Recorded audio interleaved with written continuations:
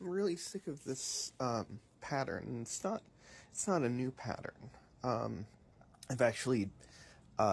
noticed it going back to like the early '80s, but I'm really sick of this pattern of like, particularly in sort of in high technology, of you get smart people doing blue sky research coming up with a really cool ideas that could be really useful, or really interesting, and then before they're actually ready, they get productized and turned into the least useful thing imaginable, and then turned into a way to extract money or power from regular people. And then all of the rhetoric around this new version that does the opposite of it is the opposite of humane or convivial, is all the rhetoric that was around like the original prototype version that was non-commercial, that was like research things that somebody was doing as a hobby or whatever. And so they appropriate the rhetoric, and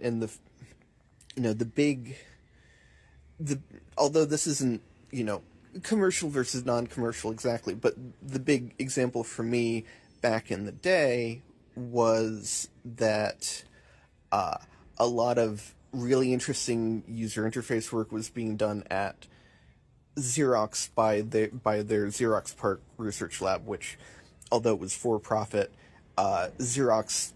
never let them turn anything into a product really, and didn't push them to, for the most part, and so they were kind of independently doing their own stuff, and so they got lots of interesting people who had interesting ideas about how to do things better or in a different way, lots of focus on education because they're getting government funding,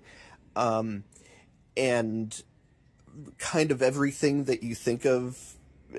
as being modern computing comes out of Xerox PARC in the '70s, and slowly we got like faster because of hardware changes, but like crappier versions that were more and more locked down, released little by little. And now we've got, Windows, right? And Windows is the tail end of the enshittification of, or modern Mac OS is the tail end of the enshittification of these ideas that were invented 50 years ago.